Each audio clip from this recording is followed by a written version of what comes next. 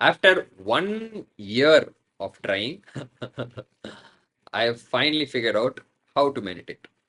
So 10 years back, my friend introduced meditation to me. Like we were back in college, NIT Trichy.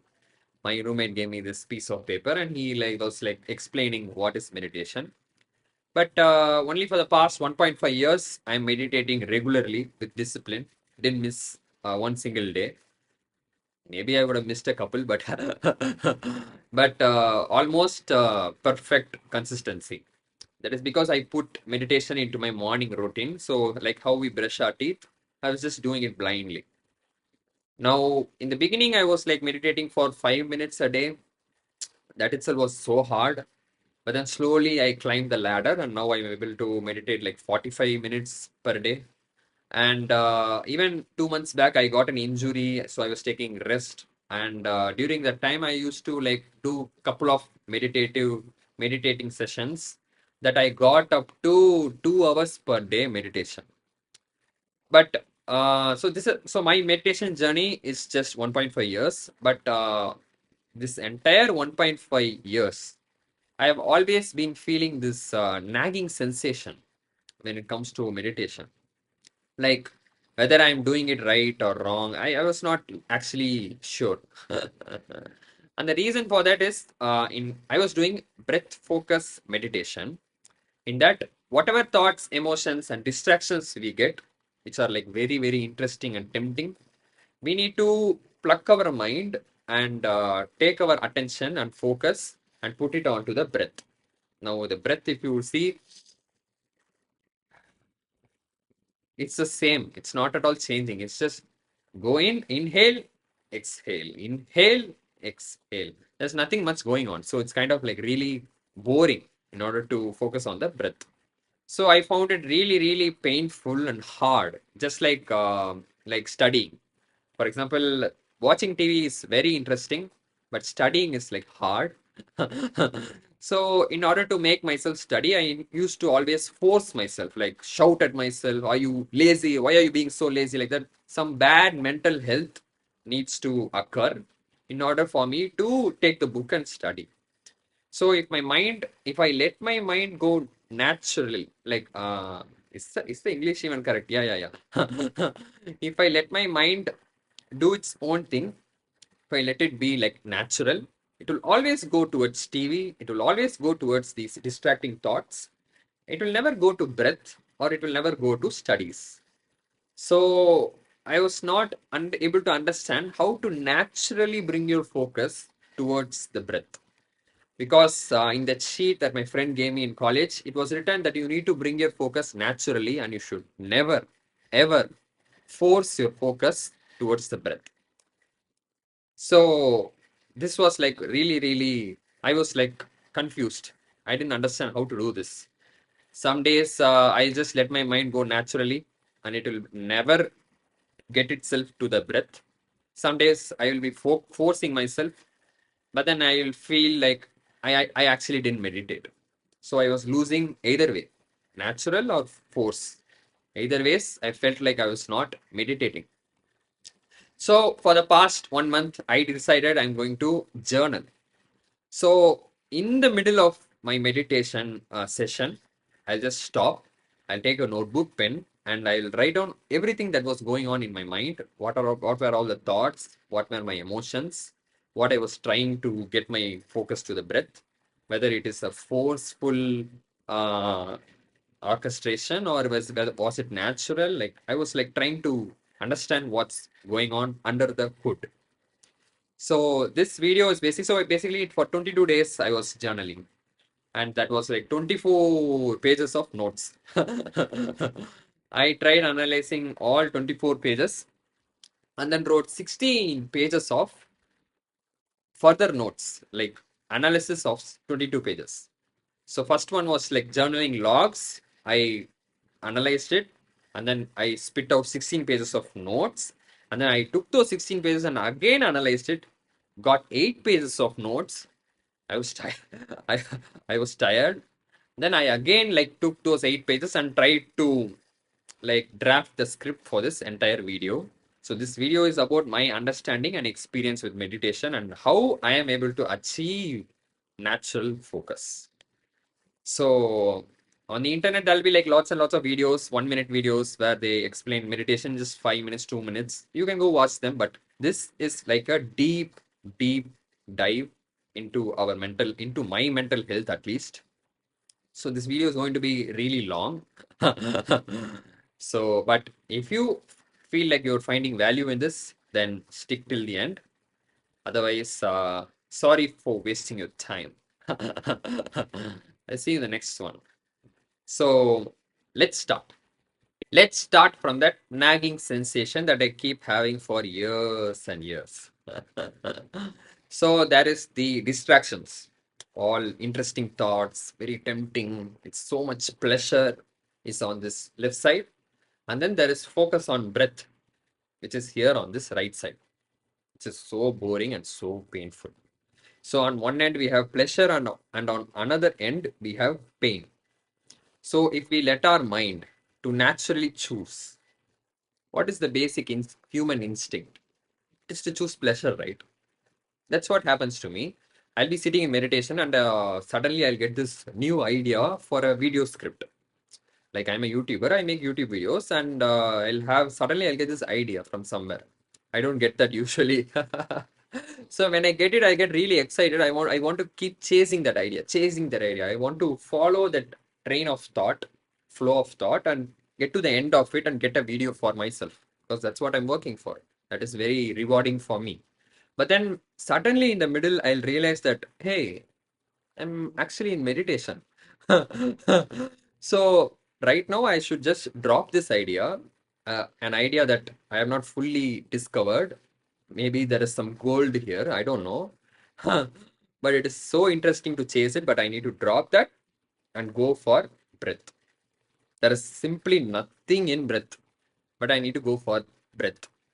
So this is exactly like I've already told you, right? It is exactly like in childhood I used to be watching TV. Some SWAT cats will come, a small wonder will come. It will be so interesting, and in the middle, my mom will come and shout at me, saying I need to go study. Switch off the TV. But in childhood, because my mom was there to shout and scold, because okay, so people are shouting at me, I'll go study. There is an external force which is forcing me to focus. But if that force is not there, let's say I'm in college now. In college, this also happens. In college, let's say in 2 months later, there is an exam coming. You know that now itself. And if you start studying now, you'll get really good grades 2 months later. You know that, I know that, everybody knows that. And you also will wake up in the morning thinking to study, but suddenly you'll be scrolling on your phone and whole day you'll be scrolling.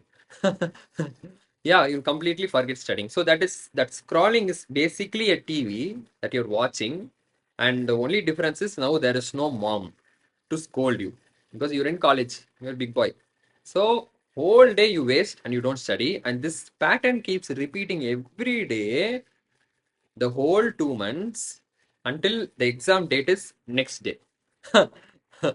Now you feel an incredible pressure, right? Because 2 months of procrastination later, now suddenly there is very severely bad mental health. You are shouting at yourself, you are scared, you are panicking. There is a deadline tomorrow, and that is like mom, that is equivalent to mom shouting at you. So that external force has arrived again, and now you're focusing on studies. So whether it is childhood, whether it is TV and studies, the external force is mom, somebody has to shout at you.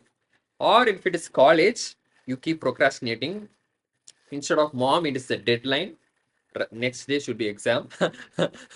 Then you'll stop scrolling your phone and you go studying. You go study. So every time that needs a force is required to make you go and study. And that force is basically I started developing it even in my work life, because because you have to, otherwise you can't survive. So that force is nothing but bad mental health. Basically, I observed that basically I'm shouting and scolding at myself and I'm treating myself in a very, very bad way. Like, loser or what? Won't you go study like that? I shout at myself in a very bad way in order to induce, in order to make me study. So that force is always required. That's what I found out. And the reason for that is, and as long as these distracting thoughts are pleasurable, then breath or studies is painful. Your mind is always going to run for the pleasure and not the pain. And the only time it's going to leave this pleasure and go for pain is when this pleasure turns into pain itself. So, yeah. So, when mom shouts, now watching TV is no longer pleasurable. When deadline is tomorrow, scrolling your phone is no longer pleasurable. So, that pleasure should turn into pain. And not just that, that pain should be greater than the pain of studying or pain of focusing on breath. So, I've seen this same thing in meditation also. Let's say for 40 minutes I sit in meditation, 35 minutes I'm distracted. Then I look at the phone and I realize that for the past 35 minutes I've been fooling myself. I get so angry at myself that the last 5 minutes I'll be focusing on breath. So, so this is basic human nature, right? Because what I slowly started to realize is meditation is nothing but going to jail. So let's say you may do some crime and police throw you into jail. Now what happens? What has happened? Basically, you have lost everything in life. Your job, your family, fun, every fun and interesting and happy things in your life, you have sacrificed, you have lost it. And what you have in jail is nothingness, total emptiness. That's nothing and you're empty. That's how I feel when I meditate. It's like in my mind, I went to a jail because all I do is just focus on breath, which is just inhale, exhale. And then on the flip side, that is my entire life. All my memories, thoughts, feelings, my day, my work, my job, my dream, everything is on this left side, which I have sacrificed. And I have willfully, by my own consent, going to jail. I mean, just think about it. If there is no court, there is no police, there is nobody with a gun, you will never go to jail. That too on your own. Because the reason is, if this is breathing, first layer, this is the basic layer. If there is no breathing, there is no life. But when you have breathing, then on top of that, there is these so many layers of thoughts, feelings, emotions, dreams. And all of this is not enough for us that we go crave for happiness. We are like looking for like a Netflix binge or some TV series I want to binge because the thoughts that you have is not enough. It's not giving you that kick, that pleasure, that dopamine. So you keep chasing for content. And people, it this gets manifested in many different ways for many different people. Some people will go collect wealth, some people will go collect stamps, some shit they will keep doing in order to fill themselves with more and more and more. But nobody says enough and nobody sacrifices whatever they already have. But in meditation, that's exactly what we do. We completely throw all these things that we already have, which is already not enough, and then we go and settle with breath. That's like going to jail by your own free will. It's completely hard. So that's what meditation teaches. Basically, it teaches you to choose pain and leave pleasure.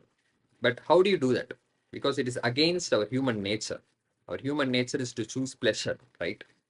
So, and what do we even gain by learning this skill? Like every day for half an hour, you're sitting and meditating and you're learning to choose pain.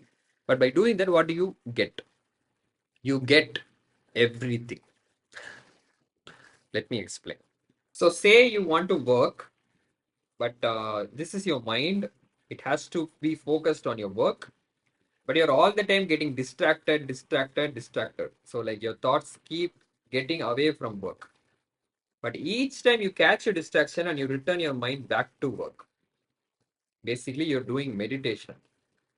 So let me draw this properly. So every time your thought goes away from work, you catch it and bring it back to work. Every time you go away, you bring it back. You bring it back. So you're all the time focused, you're all the time working, and so your performance in your career, like for example, for me, it is YouTube, it's going to be amazing.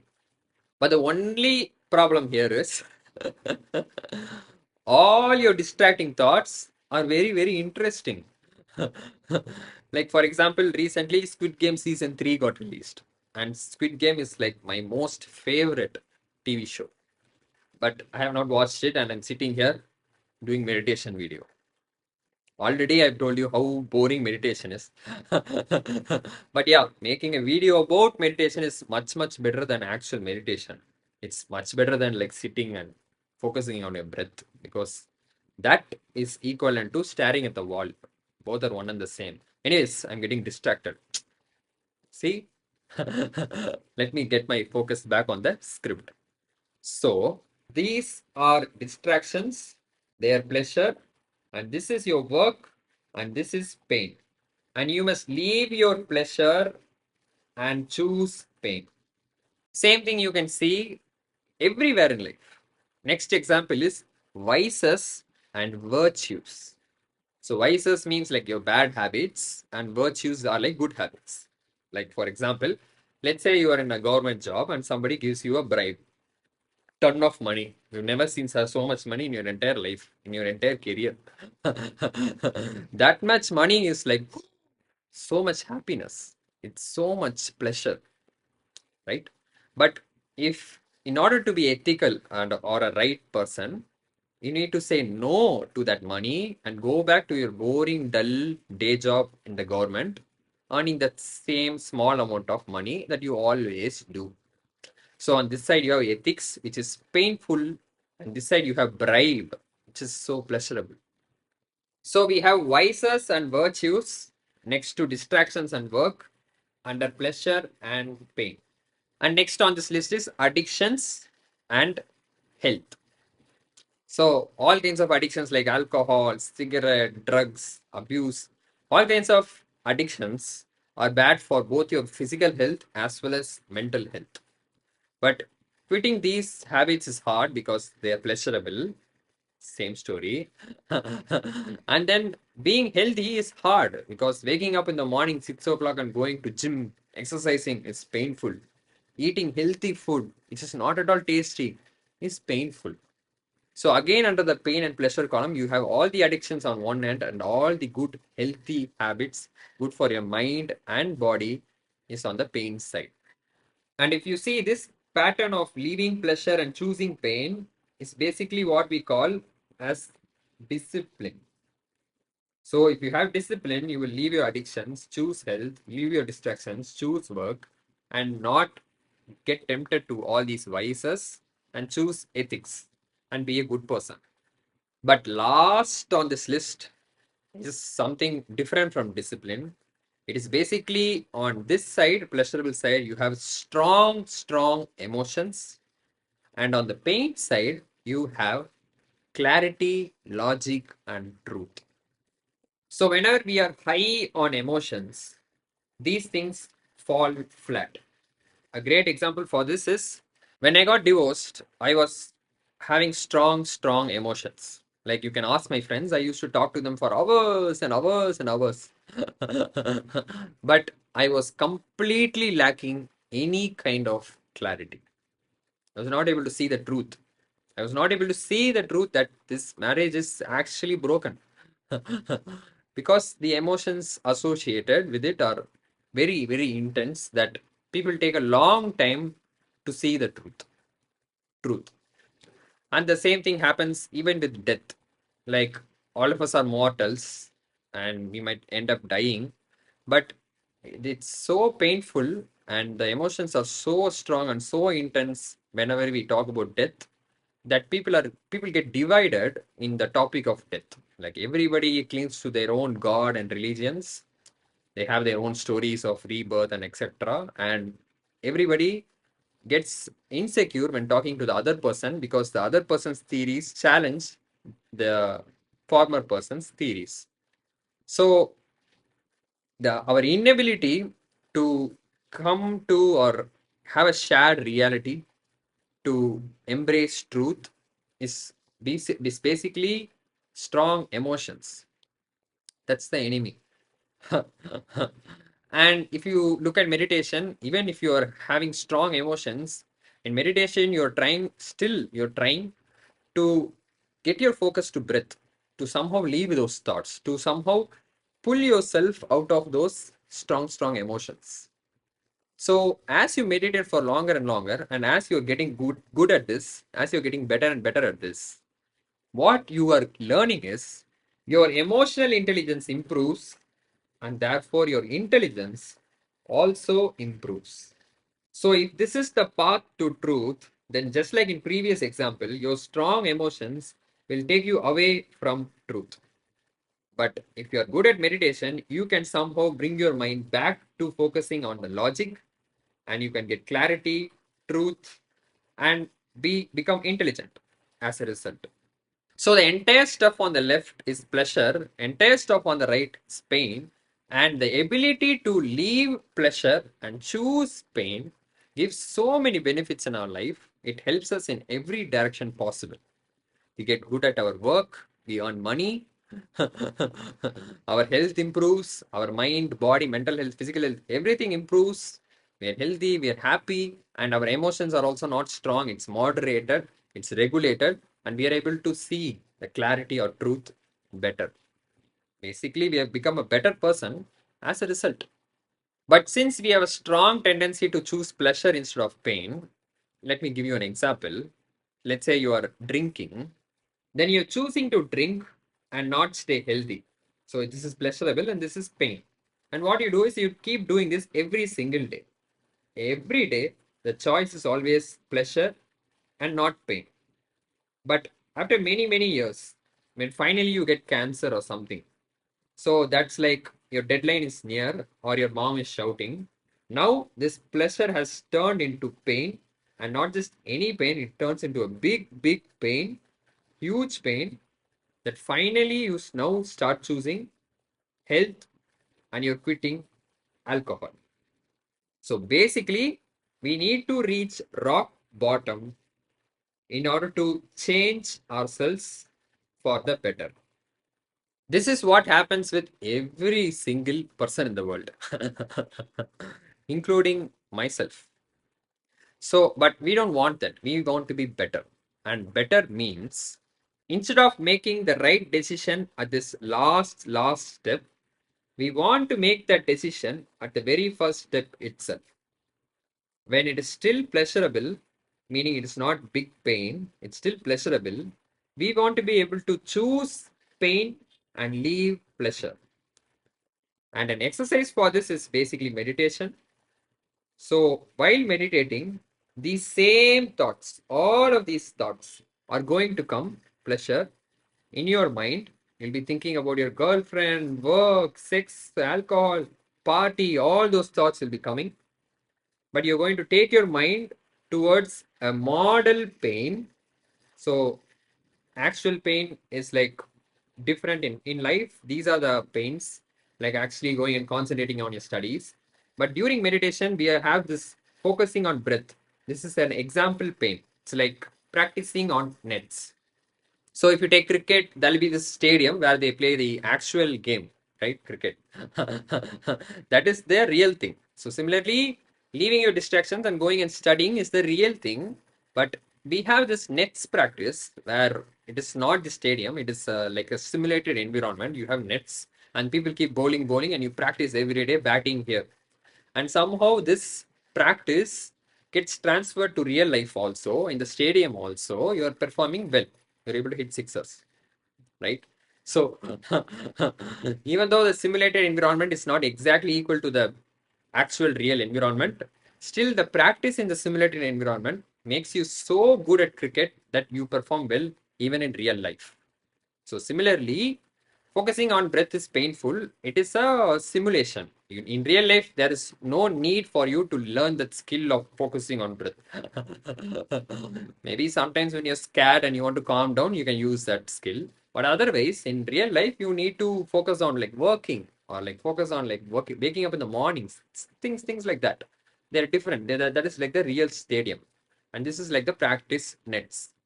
So here in meditation, when you're sitting for 40-45 minutes, you're getting thoughts like crazy. So like 10,000, 15,000 times some thoughts will come. You'll find yourself in uh, indulging in some temptation. You'll catch your mind, take it and put it in breath. Take it and put it in breath. Every time you're leaving pleasure and you're choosing pain. Leaving pleasure, choosing pain. That thing you're practicing for 10,000 times. So what you practice here multiple times gets transferred to real life, like in this case, alcohol, and to all dimensions in life, making you a better person in life. So basically, meditation is one big self improvement. But there is a catch.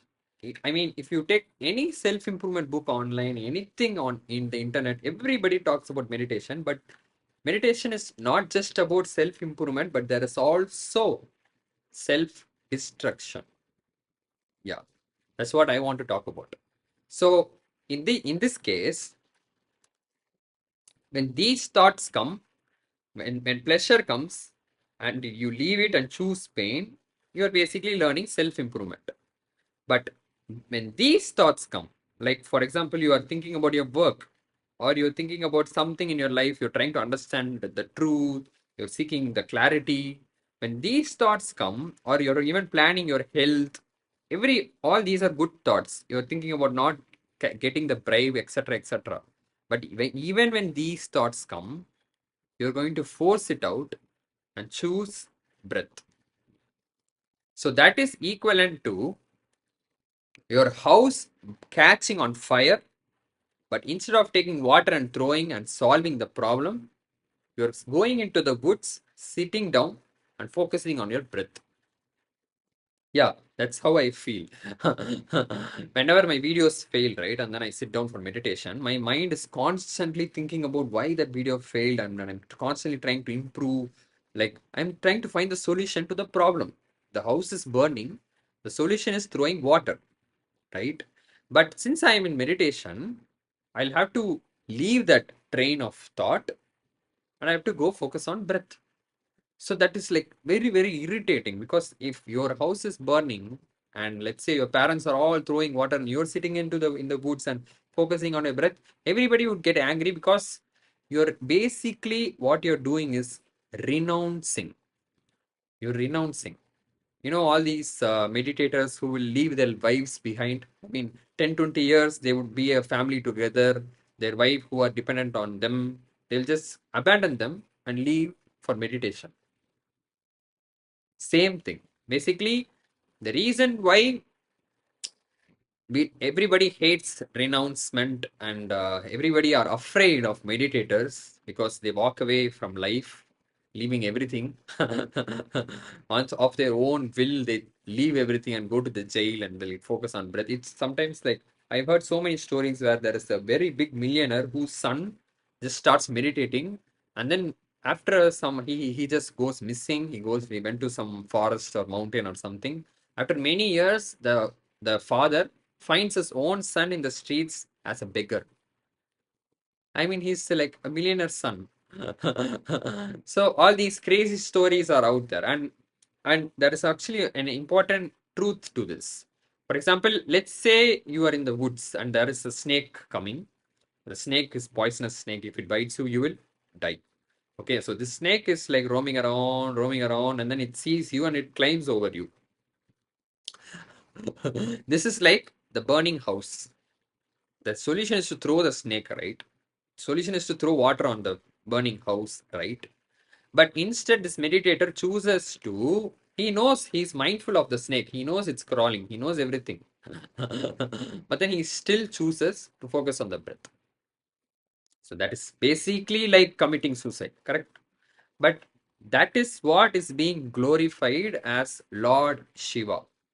Like in Hindu religion, if you see Lord Shiva, he'll be like having a snake in his neck and he'll be meditating. So I even have a video on my channel where I claim that that picture of Lord Shiva, that idea of Lord Shiva is basically our ancestors teaching us meditation. It's not actually a god or something. I have a video like that. But everywhere, in every scenario, when there's a burning house, and you're walking away, and there's a snake crawling on top of you, and you are walking away. In all these scenarios, you're basically renouncing your own belongings and your own life. For example, there are meditators who sit in meditation fasting for days and days. Like they feel hunger, they feel thirst. Instead of going and fetching food and drinking water, they are sitting and focusing on breath.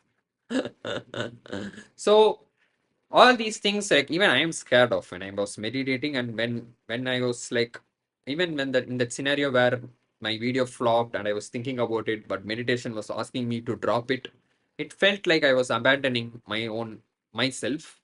It felt like I was not caring about my own life. It felt like a renouncement, and I got scared.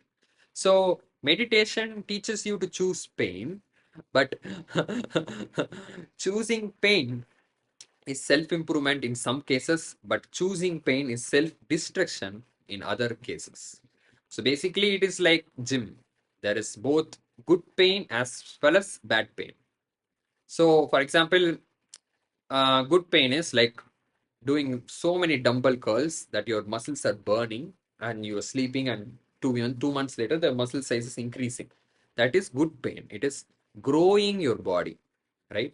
But there is also a bad pain where instead of taking 20 kgs, which is your limit, you take 200, like 150 kgs or 200 kgs. You see somebody else, 200 kgs is like, it's too much. Like, but let's say you're taking like 30, 40, your ego lifting. You're seeing other people in the gym, they're all so strong, you're so weak, you do the comparison and you feel bad. And in that ego, you go and lift something very heavy that is not in your limit. And because of that, you break your bones. So this is also a pain when you lift something very, very heavy and you're forcing yourself into the exercise. You feel a lot of pain in your body, and they're all bad pain. They are all signals of bad pain which you are ignoring. And that bad pain breaks your body. So good pain grows your body, bad pain breaks your body. So you should avoid bad pain and you should choose good pain. So all pain are not equal. But meditation is just blindly teaching you to choose pain. Like even for example, while recording this video right now, in between, like this is like a long video and I'm like taking breaks and recording, and but I didn't want to. So I was like forcing myself, and then I started feeling like kind of a stress, and I realized that if I keep going on this path, I will reach burnout. So midway, I realized that this pain is kind of bad pain. Like if I keep going this path, I'll get burnout, and I don't want that. So I took rest. But there was actually good pain, which I chose, which is like instead of doing all this video, I can just like keep scrolling Insta, right?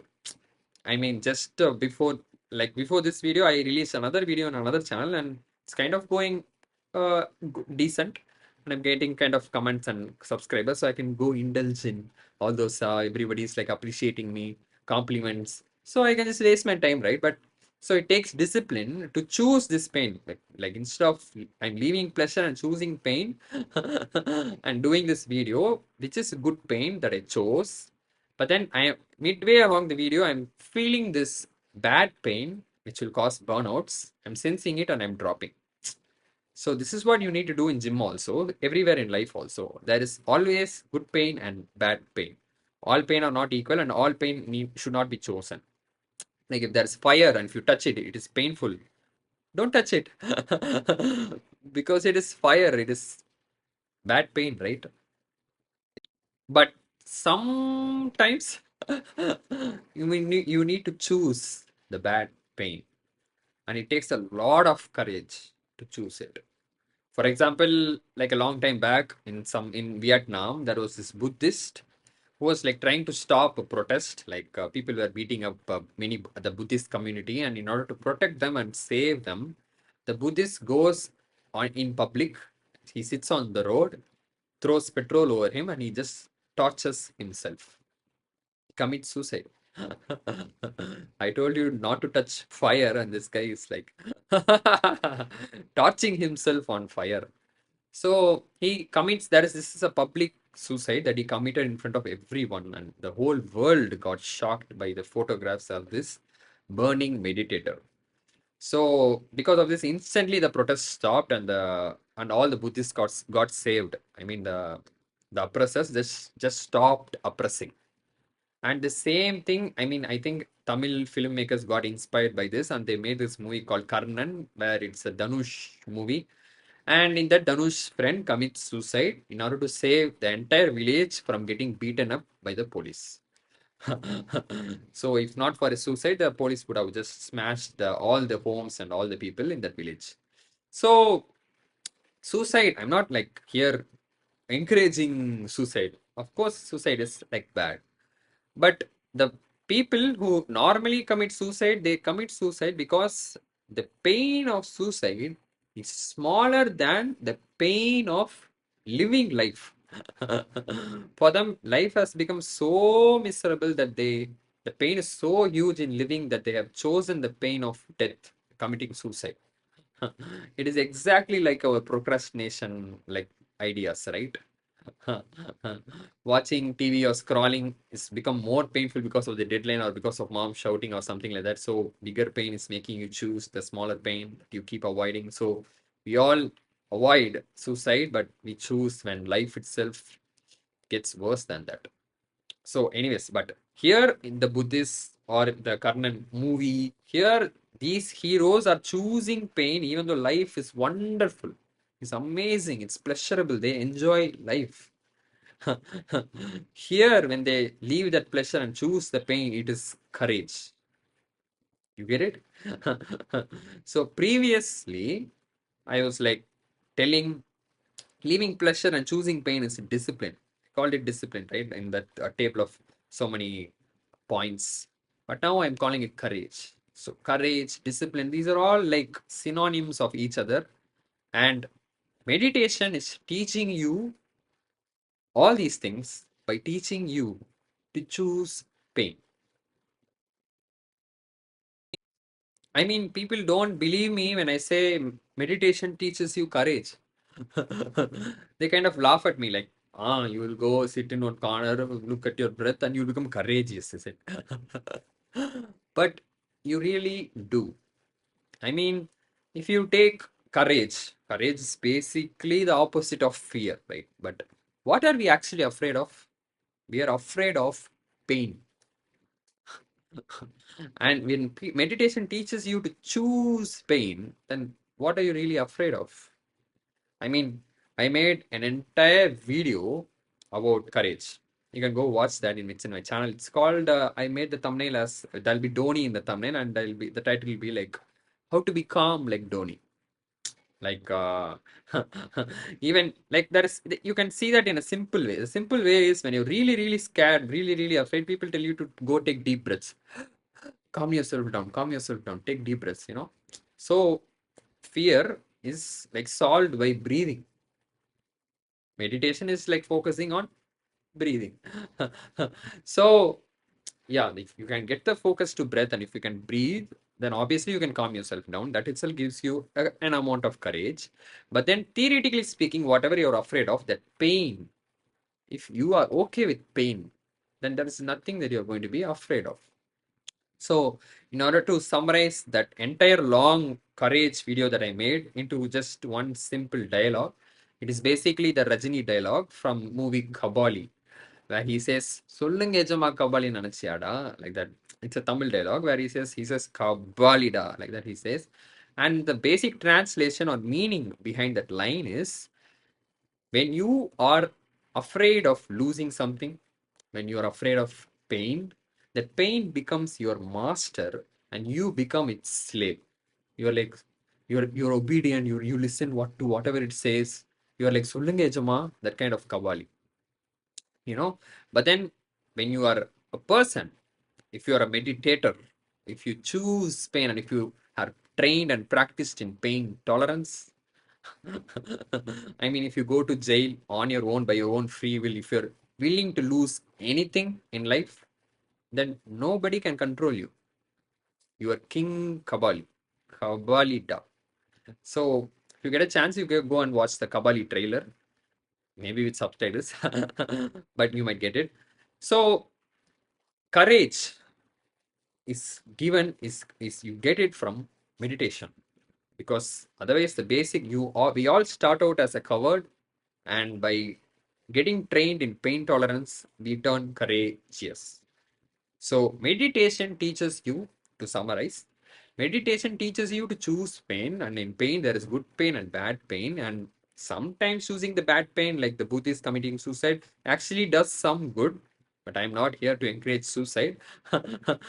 But this blind ability to keep choosing pain, whether it is good pain or bad pain, develops this insane courage inside you that stops you from being a slave and makes you your own master. So, meditation is everything. And if you look deep, meditation is nothing but a pattern breaker. The universal pattern being we all choose pleasure, we all avoid pain. Meditation breaks it, but it is much more deeper than that. If you see, if I'll give you a small example, like the default human behavior is to be selfish. I'll only think about my life, my desires, my wants, my needs, my dreams, only my life. That is how we all are. But when you meditate, right, you let go of these things. You renounce your own needs and wants and your own selfishness. And as you meditate for long, as this partial renouncing of your own life happens, you start to become selfless. You start to look around, watch other people, notice their lives, their wants, their needs. So this is like, and if you take an analogy, it is like when you are selfish and not meditating, it is like living life through a CCTV camera. In a huge building, there are so many CCTV cameras, but you are just are this one particular camera in this dark corner. You see only that corridor and nothing else in the building. You see life only through your own small lens. But once you do partial renouncing of your needs, once you grow selflessness inside you, you are no longer looking at the building through your little camera, but you're looking at the building like you are the security of that building. So the security, right? He has this huge TV, and in that all the CCTV cameras are there, and he's looking at the whole building.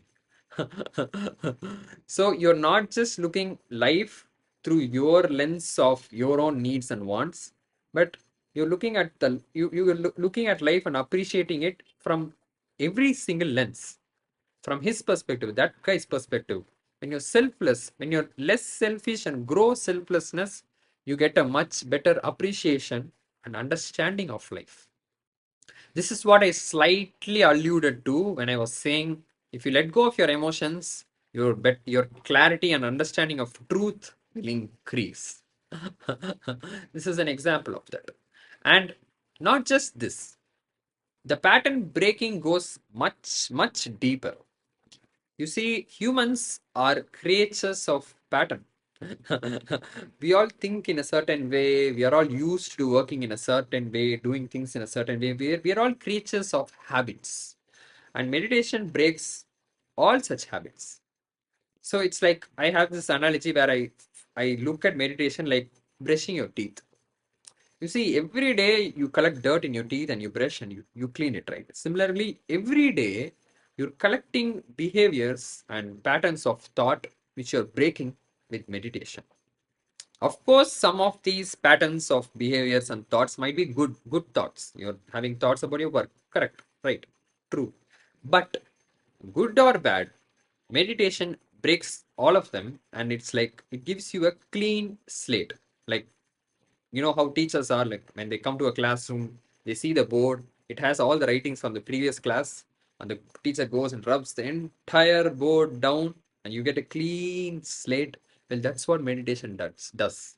Every day you breathe, you focus on your breath, you remove all your thoughts, all your emotions, and you do that. That ability gives you a clean slate. It gives you a fresh start. It lets you rethink all of your calculations, rethink all of your decisions. And that is powerful. It is like how Bruce Lee says, be formless and be shapeless. Bruce Lee asks you to be like water. So if you put water in a teacup, it will become the teacup. Water in a bottle, it will become the bottle. So water can catch any kind of pattern. It is very flexible. It is not rigid in its pattern. It's not like cement. In cement, when it's wet, it is very flexible. But when it's dry, it's set into that fixed pattern and then you can't break it. It's just set in stone. But water can change any pattern. So if you are used to a certain kind of thinking and if that thinking is wrong, you need to break, you need to unlearn and relearn. You need to break existing pattern and form new patterns. You need to be water. That's why Bruce Lee says, be water, my friend. Like that he says. It's a beautiful interview. You have to watch it. It is like the lost lecture or last lecture. That is also a beautiful video. But Bruce Lee's lost lecture, like that you can, yeah, just Bruce Lee interview you type on in YouTube. There is just this one interview by Bruce Lee. There's no other interviews, sadly. So anyway, so be water. So if you get this water capacity, capability, flexibility, then you can basically this entire list, getting better at work, getting better at virtues, ethics, getting better at health, or getting better at truth or intelligence, everything, everything gets better in life. So, how do you do meditation? Well, that is the $1 million question. Yeah, if you look at my channel, there'll be a video called How to Meditate.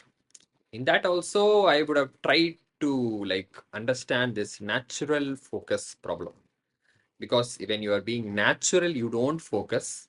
And only when you force yourself, you focus. So when they say natural focus, we are trying to achieve naturally what is unnatural to us. I mean, avoiding and running away from pain, choosing pleasure, that's what's natural to us. But here they are asking us to avoid pleasure and choose pain naturally. So it's kind of really hard, right? So in my video, in my previous video, I would have asked you to do two types of meditations. One is you force like hell, because when you force, at least your focus is on the breath. You do a partial meditation, meaning 50% you are right. 50% you are right in the sense that you are focusing on the breath, but 50% you're wrong because you brought that focus through forcing yourself. So that is type one of first type of meditation that I teach, and then teach a second type of meditation in my previous video. In that, I say let your mind go naturally wherever it wants. So by that type of meditation, for 45 minutes, I'll be sitting in meditation and I'll never focus on my breath. I'll be like thinking about all of my YouTube videos, YouTube comments, likes, shares, subscribes, my next ideas, my previous ideas, this to that, this to that. I'll go wild. It will be like daydreaming, like full freedom to do daydreaming. Like that it feels. So here also 50% right, 50% wrong. 50% wrong in the sense that you're not at all focusing on breath. You're not at all meditating. But 50% you're right because at least you are not forcing your mind, you are being natural, right? And I see that kind of a problem even during YouTube performances. Like when I'm performing before camera, there'll be all this content like I have planned. So all these points I need to say, I have page after page after page of content. So, but in the moment right now, before camera, I will have some certain feelings. So if I let my mind go naturally where it wants, then only the performance comes good actually. If I am, but, but catch is the vibe is good, but I never like perform what is in the content. My planned content I never deliver, or I just screw it up, I mess it up. There is some tension there. So 50% vibe is good, 50% the video is coming good because the vibe is good, but 50% it's bad because the content is getting screwed up. But there is another forced way of doing these videos, these explainer videos. So I call this Vlog versus explainer. Vlog means letting your mind go naturally where it wants, and vibe is really good. And explainer is like I'm fully focused, fully concentrating, full tension. I want to like completely tell all these points and full not get distracted by my thoughts and emotions that I'm feeling right now. I just push them down, so, and then I completely, yeah, this content only I'm delivering. No, I'm kidding. This is I'm doing in the flow. I'm naturally following my heart, actually. This is not part of the script. So, yeah, even in like YouTube performances, you can see the same two patterns. There is forced performance that will stick to the script 50% right, but then the vibe is lost 50% wrong. And then there is like natural performance, which looks for the feelings I have in the moment. It's like a vlogging style of video. In that 50% it is right because the vibe is good. People are like enjoy watching me, but then it is 50% wrong because I never like get to the script. I find the same problem. I what I want to achieve in my YouTube videos during my YouTube performances is the same thing I want to achieve in meditation, which is natural focus. So it's kind of so a lot of things depend on me achieving natural focus. So I got down to work. I sat down and I started journaling. You know the story. While meditating, I stop my meditation session and I start journaling. And this is what I found out. Let me explain. So I'll sit down to focus on the breath. So this is focus and this is the breath. But then some thought comes, I don't know from where, but because of that, I keep on. Usually it is a tempting, very happy thought. So I keep following, keep following, keep following. And there's this huge train of thought. But somewhere in the middle, I'll realize that I am not meditating. So this realization is like very upsetting, disappointing, and worrying. So because I had a strong resolve to meditate, but then how did I end up here? Like what happened? How did this whole thing go wrong?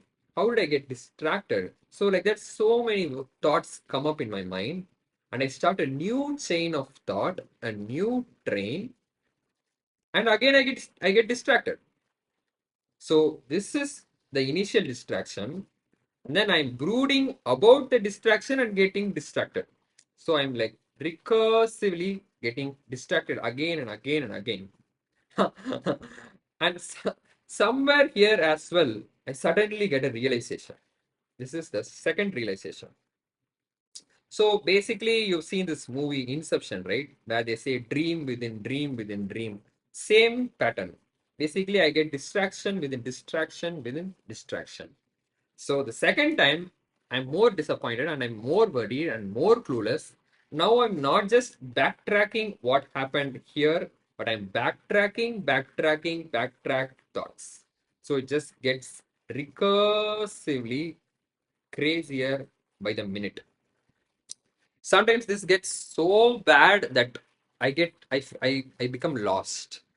So like n times down this rabbit hole, every time I realize I need to go to breath, but then the realization itself starts off a new thread, a new chain of thought, and I'm never going to breath. So n times later, I am completely lost. So at this point, I don't know where I am, what I'm doing, what to do, what not to do. Completely hopeless. And at this state as well, I get this sudden realization. This is the nth realization, and I realize I am not focused on my breath. Really, it feels like the gift box story. So there is this story where a person like takes shit, actual shit, and then he gift wraps it into a gift box, takes the gift box and gift wraps it again into another gift box. So it's like gift box within gift box within gift box within gift box. So it's like an inception, only it's not dream within dream, but gift within gift. And finally, the person you hand it over, he opens all the gifts, all the gifts, all the gifts, and he finds shit. Yes. That's how this that's how this feels, right? Distraction within distraction within distraction, and all you get is shit. So how do you solve this problem? It's like that joke where you like slip and fall into muddy water. So every time you try to get up, you slip again. And the more and more you try, and the more and more you fall, it just gets more and more funnier. That's how it feels for me when I'm meditating. So what started happening was whenever I'm trying to focus and I get distracted into a chain of thought and I get this sudden realization, I started hating all thoughts. So I became so thought averse, I started hating my thoughts so much that after this realization point, whatever thought comes, to everything I was like blindly no, no, no, no, no, no, no, no, no, no, no, no. So due to my thought aversion, started saying no to all thoughts and I was bringing my focus back to the breath. I automatically started doing forced focus because because even after that realization, that point of realization, whatever thought comes, you need to encourage and allow them, right? But you know what happens when I increase them? I just fall into more and more chains of thoughts. I just keep on slipping, slipping, slipping, slipping, slipping, and I'm not able to stop, and I just get lost. So either I'm hating my own thoughts, forcing myself to focus, or I'm letting myself slip, slip, slip, and just getting myself dirty in the muddy water. So what to do? Well, what I did was I started to see a pattern. I started to understand that there are three types of thoughts. First is the good thoughts. So these are thoughts about the breath. Like I am like looking at the sensation of breath. I'm looking at the feeling of breath. I'm looking at the temperature of the wind going and I'm looking at the speed. Is it going fast or slow? Like there's so many thoughts you can have around breath, analyzing breath, observing breath. And this is also an infinite loop of or train or flow of thought, but it is good. It is allowed. But then but then there is this opposite end, the bad thoughts. So good thoughts, bad thoughts, which is like everything other than breath. But there was this middle ground. I call them helper thoughts. These are thoughts which when you have them, it is very easy to label them as a distraction because when you have them, you are not actually focusing on the breath. But these are helper thoughts. Like let me explain. So I found that there are four types of helper thoughts.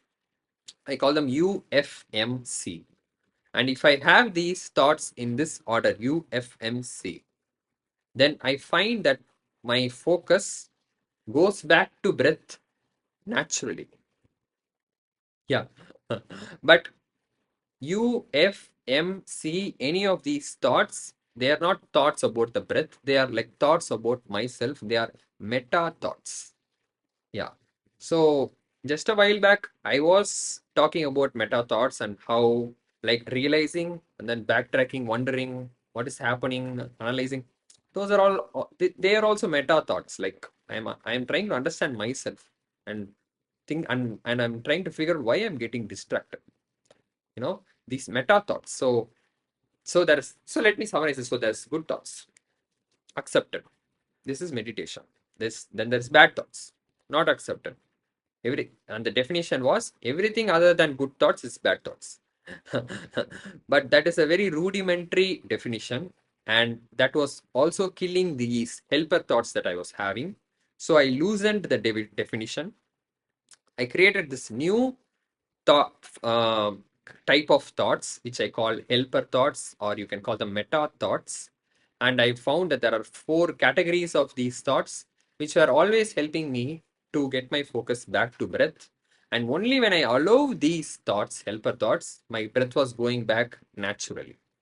So let me explain those four thoughts. UFMC. So U basically stands for understanding yourself, the current moment. So understanding oneself is like a really, really hard problem. Like it's so hard that we pay therapists lakhs and lakhs of dollars and money in order to understand ourselves. So if you try to deeply understand the kind of person that you are, then that is like an infinite flow of thought, infinite chain of thought. You'll never get back to breath. But that's not what I'm trying to do here. What I'm trying to do here is I'm trying to understand. So let me call this Y. So this is I actually I was thinking about the script a while back, and I realized this whole thing, this whole protocol needs to be named YFMC, not UFMC. It's just like a last minute change. So we are like trying to understand ourselves. So in this case, yourself, you're trying to understand yourself, and you're trying to understand yourself in this current moment. Like you're trying to take a snapshot of yourself. So if we take a snapshot of ourselves in this current, this right this moment, what are we feeling? Like what are you feeling? Some of you might be feeling good, like this video is good, but some of you might be like hating me because this video is too long. So, but if we take a snapshot of myself, like what I am currently right this moment, what I'm feeling, I'll show you. I'm basically feeling really, really bad. So my current snapshot is I'm feeling bad, and the reason is I'm trying to explain to you this particular concept multiple times. So this is take one, take two. So this is take two. How do I show this? Okay. So I just show you like this. This is take one, take two, and then this is another take three, four. This is like the fifth take. So I'm like taking retake after retake after retakes. So I'm kind of tired, kind of bored, kind of feeling bad. Like, why this simple concept I'm struggling so hard to teach you? That is my current snapshot. But I can go deep into this feeling and start brooding in that feeling. Why is it like this? Why I'm never able to perform YouTube videos in one single flow? Like I can keep going, right? So we are trying to do a clipped form of understanding ourselves. We just want to know what we feel. We don't want to know why we feel it. So it's a question of what, not a question of why, because why question will get us deep into the trenches and it will make it into an infinite thought, and that's not what we want. Because this thought, this understanding yourself thought, we want to have this the entire time that we are meditating. So if we are meditating for 45 minutes, then we are going to keep probing this thought again and again throughout our meditation. So YFMC, these thoughts, we'll keep probing ourselves throughout the meditation multiple times. So this is understanding ourselves. Let me show you how this whole thing works. You'll be able to understand better. So next thing is understanding the focus. So given that this is what we are feeling right now, so this is our mood in the current moment, we are trying to now understand what we need to do. So what we need to do is basically focus on the breath, right? This everybody knows. So you might think to yourself, why do we even have this second step F? Because the entire, so during the meditation process, if we keep probing, so we kept probing ourselves the why thought throughout the meditation, and if we keep probing ourselves the F thought also, the F thought, unlike the Y thought, is not going to have different answers. Like during the start of the meditation, you might feel happy. During the middle, you might feel bored. During the end, you might feel pain. So that's the question of why, the why this not this why, this y, this letter y, this y thought's answer is going to be different as we keep probing at different times during the meditation. But the answer for F is actually the same thing, right? You just need to focus on breath. So the answer is always same. So why even have this probe of F? It feels redundant, right? But actually, our mind is capable of fooling ourselves. Like later in the video, I'll talk about how many different ways the mind fools ourselves. So you might be thinking that you are focused on the breath, but actually you're not. Yeah, it's very counterintuitive. I'll show you later how that works. That's why I have a separate second step where I focus on understanding focus itself, what I need to be doing. So this is step one and this is step two. And then you have the third category of thought, which is trying to understand. So this is also understand. So basically understand, understand, understand. And here we are trying to understand the meaning of it all. So what do I mean by meaning? So if this is the current mood that you are in, and if this is the current task that you need to do, then in this mode, if you take up this task, how would you feel? Understanding that is what I call as meaning. So I'm basically what I'm trying to say is we are trying to understand the meaning of meditation. Like in this mode, if we do this task, how would it make us feel? What are the implications of it? We're trying to understand that. And this also changes from the probe. When you probe M thought at different times during the meditation, the answers are going to be different because sometimes the mood will be aligned with the task, and that time the meaning would be you're going to feel good if you do meditation right now. But sometimes it would be out of alignment. Like for instance, let's say I made a YouTube video and it flopped. So I'm really really sad. My mood is like depressed, and that time I'm asking myself to go and focus on breath. So I feel this immense, intense anger. So meaning, so when I probe in that instance with mood being sadness, task being focus on breath, if I'm asking myself to focus on breath by feeling sad, I'm going to instantly get this huge kind of anger within me. So that anger you can understand and try to understand what is the meaning of meditation at, at this snapshot of moment. So meaning is trying to understand the meaning of meditation itself at different points of time. And trying to understand the meaning of meditation is also a very complex, hard problem, and it can also lead to an infinite train of thought that never like converges. It can like diverge. So later in the video, I'll also show how we can clip these infinite thoughts and make them finite. But for now, let me go to the last thought, which is consent. So C stands for consent. And basically, this whole YFM is your law agreement. So basically, you're trying to understand the agreement, the law agreement. I'm calling it law, but there's no law here. But basically, we're trying to understand the agreement of meditation that we are trying to sign in the last step. So understanding Y, what understanding F, the task, understanding M, the implication of doing the task while being in this mode, this whole agreement, this is what we are signing. If we sign this, then we are naturally taking our focus to the breath. If we don't sign this, I will tell you what to do when the consent is like no. So the consent can be either yes or no. And if it is yes, then you're naturally focusing on the breath. If it is no, I will tell you how. If it is no, actually we need to repeat this whole process YFMC again. So there'll be another layer of YFMC, there'll be another layer of YFMC, and we'll keep continuing this pattern until we get a yes. So there is a YFMC looping that we do again and again, and that looping can also get infinite, and that also can be a diverging problem. So later in the video, I will prove to you why this will always converge and why this is not an infinite problem, but actually a finite problem. So, but I'm getting ahead of myself.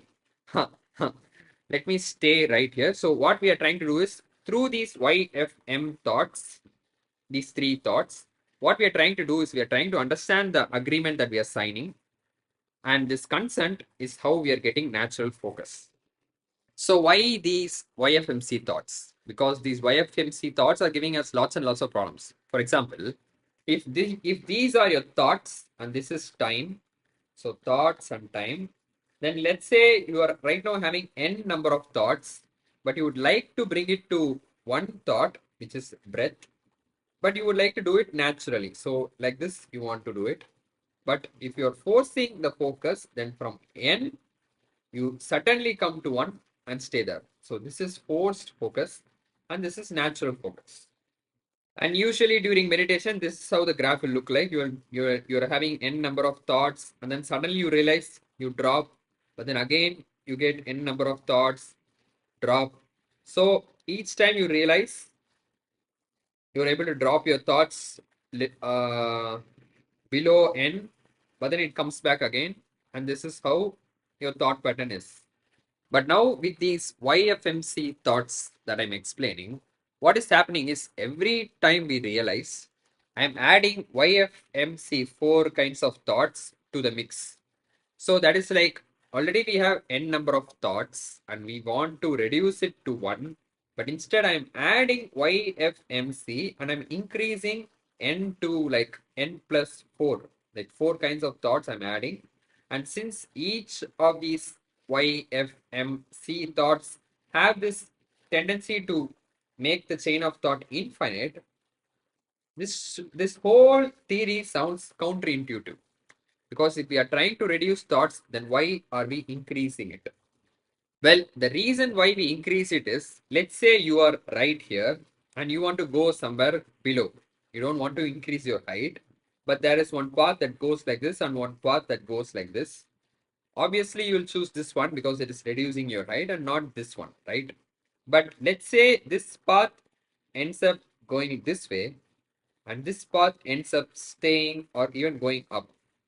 But you are not able to see or forecast this future. You just see this one single step. This is called as gradient descent in computer science or in artificial intelligence. You see one single step and you see that this is increasing and this is decreasing. So you choose this path. But actually, if you had chosen this one, you would have reached to the bottom, right? That is exactly what is happening here. Even though these 4 thoughts seem to be increasing the number of thoughts that we are already having and we are already suffering from, eventually, it will reduce the number of thoughts and eventually you will get to natural focus. Because if you understand these thoughts, they are YFMC. In that YFM, all are about understanding and C is about signing. So if I give you a law agreement, I already made this point, but listen to this carefully. If I give you a law agreement and if I put a gun to your head and if I ask you to sign it, you'll sign it. But this is basically forced focus.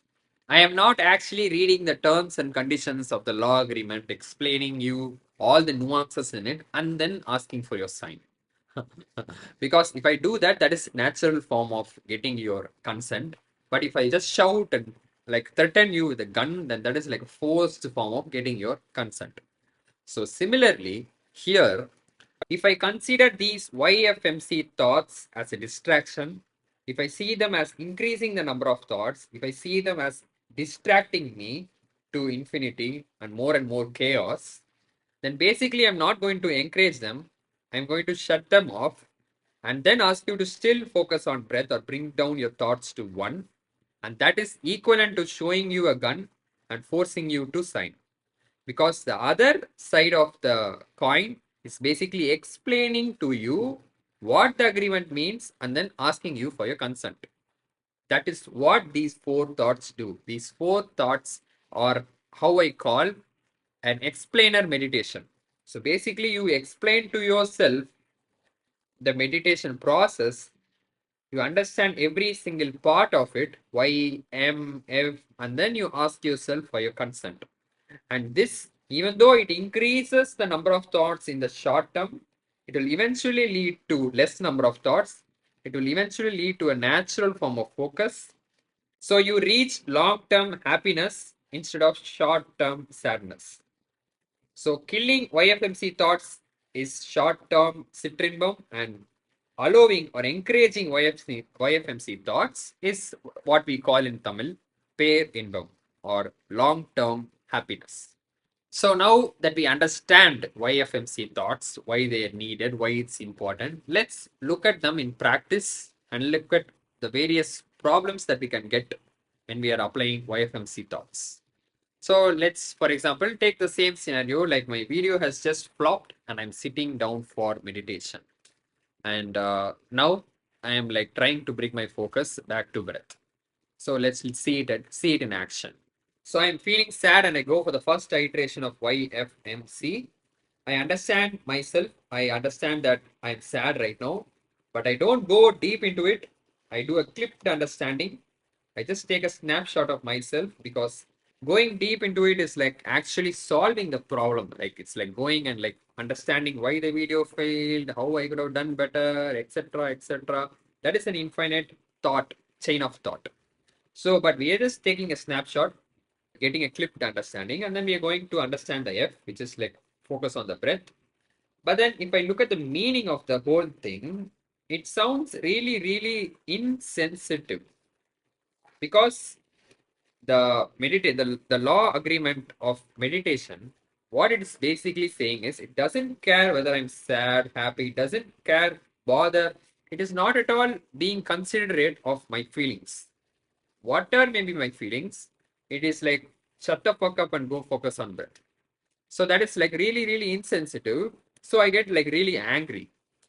So now I'm in this new state, anger, and then I'm like spinning in anger. Like, what the fuck? How can it say like this? I'm so sad. It's not at all bothering. How can I go and focus on breath like that? Like spinning out, spinning out, spinning out. So sudden to stop this spinning out of infinite thoughts, I again apply YFMC. I understand why is I am angry. So this is iteration 2. I understand why is I am angry. F is again breath. But M is it is asking me to not bother about this anger feeling also and just get back to breath. The same insensitivity repeated twice. So I find a pattern and I understand that it is basically asking me to renounce all of my feelings. So slowly I get into another spin up of thoughts. I'm starting to realize that it is making me like a monk or a Buddhist, and I'm getting this fear. So slowly I'm starting to get this fear like, will I turn into a monk, go to a mountain, renounce? Like, if I keep continuing on this path, will I become a Buddhist monk who renounces his entire life, not care about the videos, the material things, and I go to mountain? So this question produces an intense fear.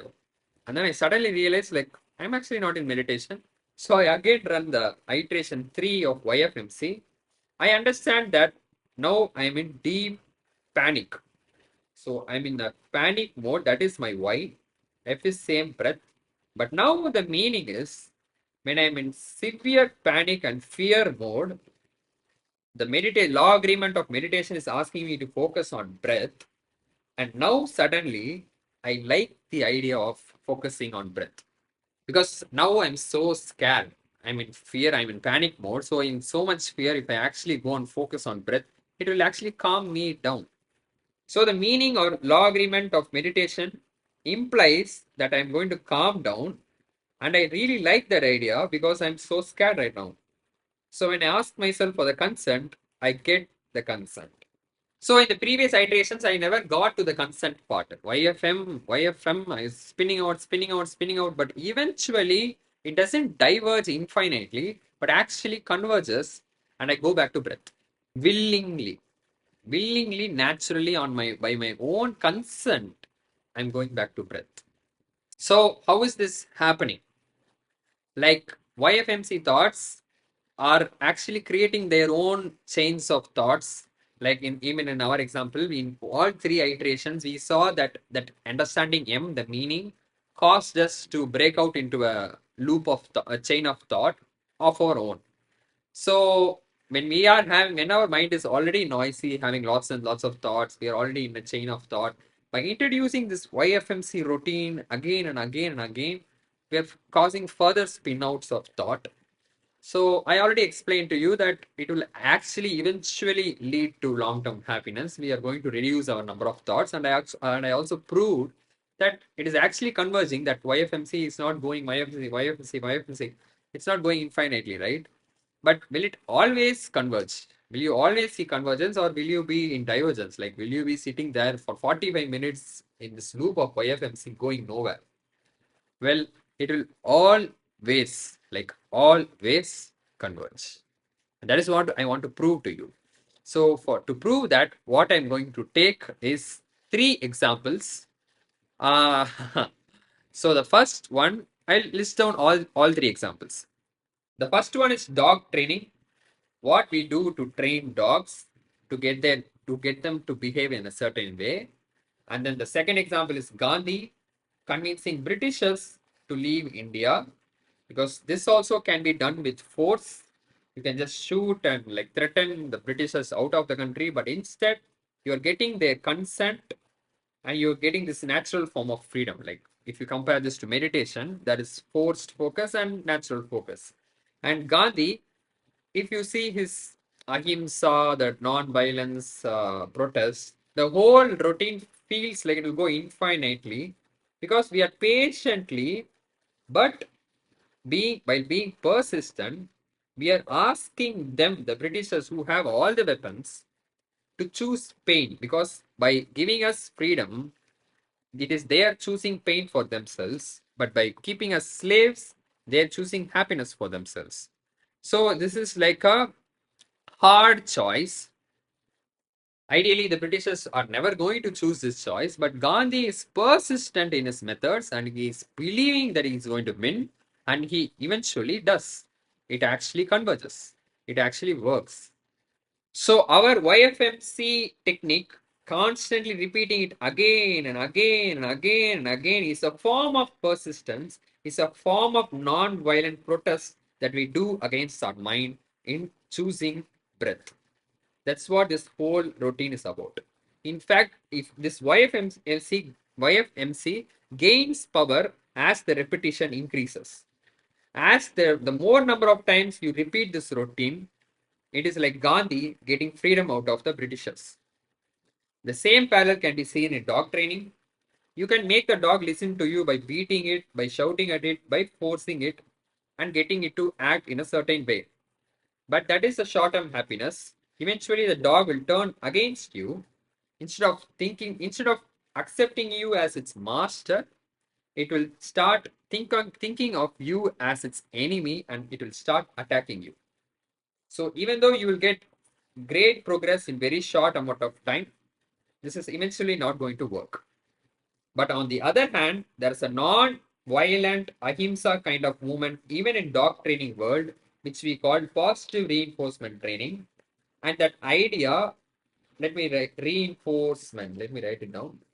And that whole idea is based on this principle of repeating and being patiently perseverant. Persistence and perseverance. Patiently, you keep repeating, believing that in long term, you are going to get the control over either the dog or the Britishers or your own mind, and you're going to focus on breath. So, YFMC, even though causes change of thoughts of its own, repeating this mantra or this practice or routine is eventually going to get us into convergence. And another great example, like a very practical example of this, is Tamil heroes. So if you take Tamil movie heroes, there'll be this girl this girl will hate the hero in the beginning of the movie. She will hate him like anything. But the hero keeps on going behind her, and many people call this stalking or being a creep. But I see that as patient perseverance, because stalking is actually equivalent to, you see, if we take Tamil heroes and if we see their courting dance, there is stalking, there is harassment, and there is rape. In all these three, stalking, harassment, and rape, we are actually forcing, we are not caring about the girl's consent and we are just forcing ourselves in, right? But this patient perseverance, that what we see in our movies, where the guy keeps on going behind the girl and keeps trying to pursue her and keeps trying to court her, well, that also people try to portray it as stalking and they try to shame that as well. But I don't see it that way. Like as long as the guy understands that, okay, now right now I can't like try for her. She's like totally irritated and he walks away. And then some other time, like 2 weeks later, when he comes across her, and again he feels like feelings for her and he expresses and like tries and checks if she's still single, and if he sees the vibe and if he sees like she's also happy and he's trying for her again, then I don't think there's anything wrong in that. But even our Tamil heroes, eventually at the end of the movie, through their patient perseverance, they actually make the girl fall in love. So the girl who hated our hero in the beginning of the movie ends up loving our hero at the end of the movie. So in all three examples, there is forcing the dog, beating, shouting, and then it starts attacking us. Or there is positive reinforcement learning. There is forcing the Britishers, shooting them, killing them. Or there is Ahimsa movement. Or in our Tamil heroes, there is stalking, harassing, and raping, which is like completely forcing yourself into the girl. Or there is patient perseverance and slowly getting her consent. So I believe this YFMCA routine and repeating it n times and not caring, even though it is causing flows of thoughts of its own, still being persistent about repeating this routine will eventually lead to convergence and you'll go back to breath on your own. But why are we doing this whole circus dance? Well, that is what I am like repeating in this video again and again, and I would like to repeat it again as well. See, if you talk yourself into doing something, then it is not forcing. So you need to talk to yourself. You need to have a conversation within yourself, like analyze everything and then come to a decision like, okay, I am going to focus on the breath. So that kind of a conversation, self-talk, that's what I call it. Like people have self-love, self-respect. I call this self-talk. You having a conversation within yourself. That is really, really, really important in order to get your focus naturally to the breath. But the common misconception is if you start talking to yourself, you can very easily judge it as a distraction of its own, and then you can try to remove it and force it out, and then you are in that same rat race, forcing focus into breath, and never actually meditating. So this is the nth number. Like I'm actually repeating again and again. I am like being patiently perseverant. I am being. You are the girl that I'm trying to quote. You are the viewer. So you should hit like the like, share, subscribe. Otherwise, I'm going to keep repeating in this video until you do. Patient perseverance. You don't know the power of that. Anyways, so let's go to the next last problem. Like this is a serious problem, right? The thoughts going infinitely, the thoughts that we introduce to get the consent. Well, how do we solve that problem? Well, that's where we need to understand the difference between clipped understanding and actual understanding. So if we take understanding yourself, then there is the both extremes. First of all, there is understanding deep, which takes infinite number of thoughts. And then there is not at all understanding yourself, which is like zero thoughts. And then there is something in between called clipped understanding, or what psychologists call acknowledgement. So acknowledgement, if you look at the word, you can see that there is knowledge here. So that means you are just trying to understand what you are feeling, the knowledge, but you're not trying to understand why you are feeling it. Like you're not trying to go deep into the reasons and like trying to solve the problem, etc. So this is like if you take an analogy for this is like, let's say you are at a hospital and there is a patient, and the patient is like, there are like so many monitors here. So one is like reading the BP, one is like reading the heart pulse or something. All these monitors, all this data is telling you whether the patient is dying or living. And you are this nurse that is sitting here. So you are a nurse, not a doctor. So that that difference is important. So let me tell you. So you are in this room, and let's say suddenly all the machines are like beeping. Let's say the first machine beeps. The first machine is like giving you an alarm. So there are three possibilities. One is you can be an ignorant nurse. So basically you just wear your headphones and you don't even listen to the machines. So they are all like alarms are raising, but you don't even know. You're fully clueless. So this is the ignorant nurse. That is what not at all understanding yourself means. So this is a problem. I'll come to this later. But then there is the second one, which is like the listening nurse. So the nurse listens and she understands that, yeah, there is some problem going on. Then the patient is like It's in a serious problem. And let's say another machine also starts ringing, sounding alarms, and slowly the other one is also starting to ring alarms. So the nurse who is listening understands that the problem is getting more and more severe.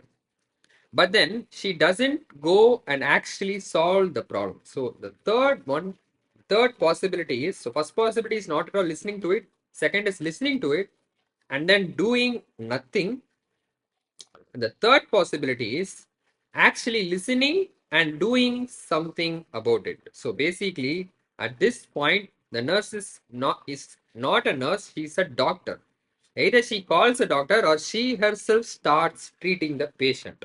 So here she goes and like she tries to do CPR or some shit. She tries like puts an injection. She calls the doctor. She does some first aid. So here she acts. So these are three possibilities, and we are talking about the second one. So the first option is easy, like you're not at all listening, you don't even know what is happening, you're just listening to your music and vibing. So that is easy, complete ignorance. And third one is also easy, like you're listening, you know the patient is dying, you're going in, you're trying to save, you're acting, oh doctor, like that is also easy. But we are talking about the second phase where we are listening, we know what is happening, but then we do nothing about it. So why am I now telling you the story? How does this relate to understanding the YFMC? Well, if you look at why, not at all listening or paying attention to your heart is exactly this. And once I have done this, so let me tell you a story. So I was feeling some kind of a bad feeling, but I was not interested in going deep into it and actually understanding what it is, because understanding your heart, understanding your emotions is kind of hard. Because I'll tell you another example for this example. I know I am going example within example, but stick with me. So a long time back I was feeling like sad and I didn't know why. So like a detective, I'm like asking myself, I'm like looking at the whole day, I'm looking at all the events and I'm asking myself, is this why you are sad? I'm plucking reason one out of the day of events. My heart is saying no, but that reason one is also something that usually makes me sad. So and then I pluck another detail out of the day and I'm saying, is this why you're sad? Reason two. My heart says no. I pluck reason after reason, detail after detail, everything that can make me sad or make me upset, some comment or something. Is this why? Is this why? Is this why? I keep asking lots and lots of questions and my mind, heart rejects every single thing. And finally, after thinking so deep, because I'm frustrated at this point, because my mind is being stubborn or like it's like sad for no reason or like idiot or what, I don't know.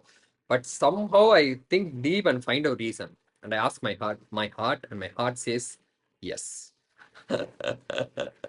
So for this whole time, this 1 hour of reasoning and trying to understand, my heart has always known what it is that has upset its mind and why it is so sad. It knows, but it is just not able to say it.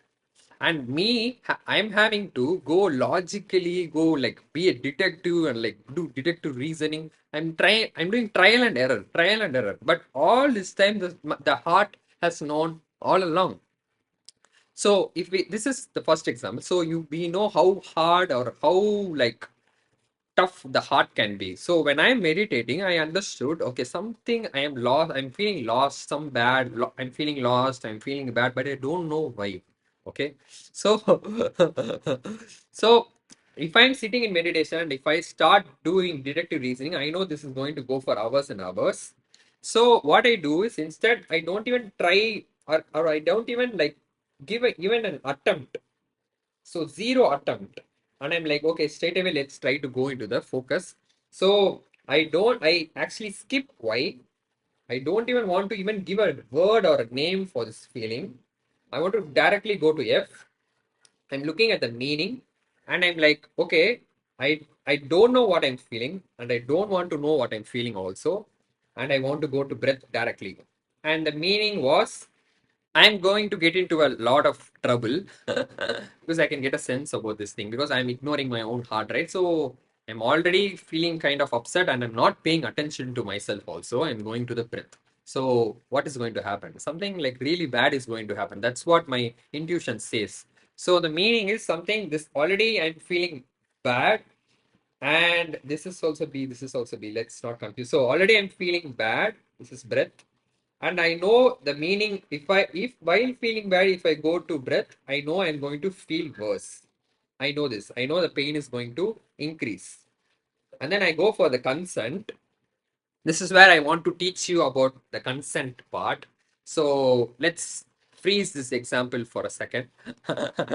Again, we'll do an example within an example. So when I clearly know that the meaning, what it means is I'm going to go in for more pain. Like if I take the choice of breath right now, I'm going to be in deeper shit. I'm going to be worse off. I'm going to feel a lot of pain. So if I ask myself, do you want to do it? Of course, the mind is going to say no, right? How do I get the consent? Consent is hard, right? So how do I get the consent is I used my father's technique. So long time back, there was this really, really bad movie. Everybody knew this was bad because it was all in the news, it was all in the papers. Everybody is declaring it as universally and unanimously bad. I know this, I've read the reviews, but it is releasing on OTT, and my father is like, let's watch it. I'm like, oh, you're an idiot or what? This is a bad movie. And he's like, no, no, let's watch it, let's watch it. I'm like, why do you watch it? It is bad, I'm saying. And he says, I want to know how bad it is. Let's go watch it, like that, he says. So that is exactly what I do. So now, so I know it is, I'm already feeling bad, and I know if I do this, I'm going to feel worse. But I'm still telling myself, I want to know exactly how worse it's going to get. So there is a kind of, so the C stands for consent, but the C also stands for curiosity. So basically, that painful step, I frame it with in a curious way. I'm like, let's see how bad it is going to get. Let's see how worse it's going to get. How painful it's going to be. Let's experience it. Let's see how it is. Like that, I always try to frame that entire meditation exercise in a curious way. Let's see how much pain we can tolerate. Like, can we tolerate this also? Can we tolerate this also? Like that, little bit curiosity I will add in my questioning, and then at once my mind bites on it like some donkey chasing a carrot. So this is equivalent to, like, this is how I like to explain this. This is equivalent to saying, don't think about the pink elephant. Like if I say that, then automatically you think about the pink elephant, right?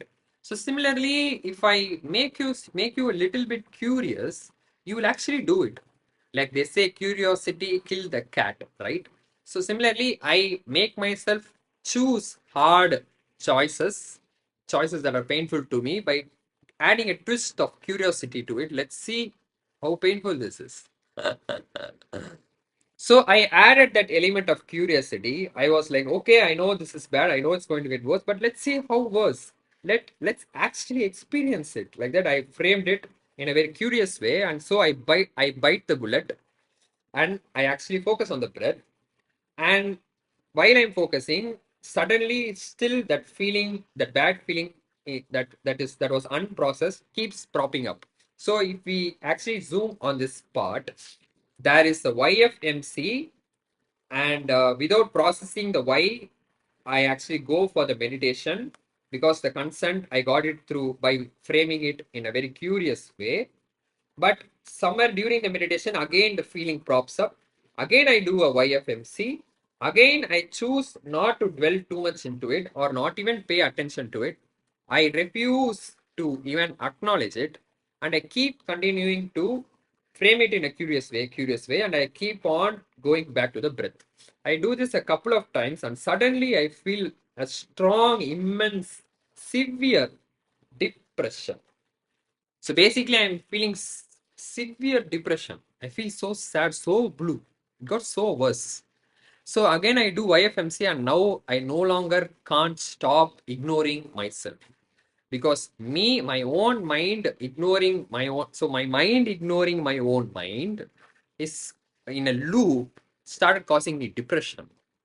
Yeah, that's what I understood. So I understood this because finally I gave up. I yielded. I accepted the step of why, and I sat and understood my feelings. I still didn't understand the original reason why I was lost. I was feeling lost or sad. But then I found out or understood this new level of sadness. This is sad too, which was caused by me continuously ignoring myself. And as soon as I understood this little piece of my feeling and I acknowledged it, I was like, okay. I will pay attention to my heart. Okay, I understood that it is feeling sad. Okay, the original, I understood the new reason how it got severely sad because I was playing with myself, fine.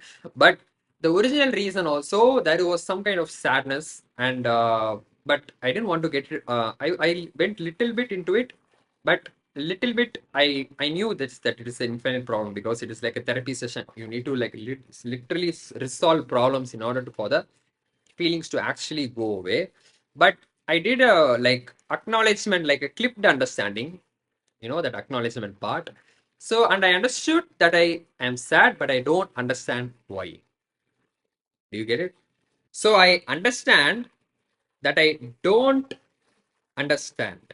That kind of an acknowledgement I gave to myself, and that kind of small acknowledgement itself made me feel better, made me feel okay, and I was able to go back to the breath without any like severe depression or without this escalating further and further. So the reason why I'm telling this story is example with an example with an example.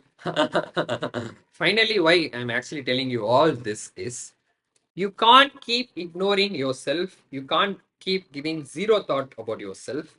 That will cause severe depression. So the ignorantness is actually catastrophic. Yeah, obviously the patient will die. I mean, the patient is dying and she's listening in headphones. She's listening to music in headphones. So obviously it is a catastrophe, death. But then I'm also not actually listening and doing something about it, being a doctor about it, being fixing the feeling, fixing the problems, being a therapist. No, that also is like infinite problem. But what I'm doing is this middle part where I am listening to myself, but now and it is like small, it is like clipped understanding in the sense looking at all these monitor systems like monitor 1, monitor 2, monitor 3, looking at the information. I am not actually analyzing, thinking and understanding, okay, if this monitor says A and this one says C, then together they are actually saying that this guy has diabetes and the diabetes is going to kill him. I'm not going into that kind of a deep understanding, but I'm having a surface level, surface layer kind of understanding, kind of shallow understanding that something is wrong, something is bad, and I don't understand fully what is wrong, but I can sense that something is wrong. So that kind of a surface kind of understanding is what I call as acknowledgement. I do, yes, I do that, but I don't indulge into it deep. I don't fix it. At the same time, I don't block it. And after listening to it, I'm still taking the decision of focusing on the breath, basically doing nothing. So this is the clipped understanding that I'm trying to explain. I don't know if I did a good job of explaining it. But even recently, I was like feeling scared, and I know my breath is shallow. I know I can literally see just like those monitors in that patient's room. I can see one monitor is the breath. I can see that my breath is suffering. I'm having shallow breath. I'm not able to breathe fully properly. So I can see I'm nervous, I'm uneasy, I'm discomfort is there. I can sense all those sensations I'm reading. I know I am feeling afraid, but I'm not going too much deep into it. I don't really understand why I'm afraid or what is the reason because it takes a detective work to understand. So I'm like, I just conclude it this way, like I am afraid, I am feeling all these sensations, so I am scared, but I don't know why, and I stop with that. So it is like a quick one step understanding. So not like going into the dense deep forest of thoughts. So anyways, so this is clipped understanding, and the same thing you can apply it even for meaning. So even for meaning, I don't do this forceful neglect like that nurse listening to music. I'm not like, hey, let's not bother about meaning at all. It is taking so much time. Let's focus on the breath, focus on the breath. I don't push away the thought. I don't completely neglect it, but at the same time, I'm not like delving deep into the thought, like what is the meaning of meditation? Like, why are we choosing pain? Like, I don't go like so much philosophical either. I do a bare minimum understanding of the meaning like, okay, this step is obviously going to give us pain, and that pain is going to be this much. Like, on a scale of 1 to 10, it's going to be like some 4 or 5, and then I move on to the consent part. So meaning also, there is not complete neglect, there is not deep understanding philosophical things, but I do a bare minimum gauging. I just probe and get details, just like the monitoring systems giving you details, BP is high, blood pressure is high, but not actually going and diagnosing, okay, this is a heart attack disease. Just get the details and sensations, feelings, and then go for the next step. So this is how you clip it. This is how you stop it from going into an infinite problem. So I have discussed how to clip Y, how to clip M, and what is C, how to frame it in a curious way. Then the last part that is left is F, and how you fucking fool yourself. I guess it is FF. Fucking fool. Okay, anyway, so let's get into the focus part, the last session of this big lecture. So when we take focus, let me tell you two ways in which the mind fools you and two ways in which focus is so hard. So when we take the fooling part, let me tell you a story. So in the beginning, 10 years back when my friend taught me meditation, he was like, when you meditate, you'll get spiritual enlightenment. Like that he said you'll become like these gurus, you will see the wisdom, you'll see the light.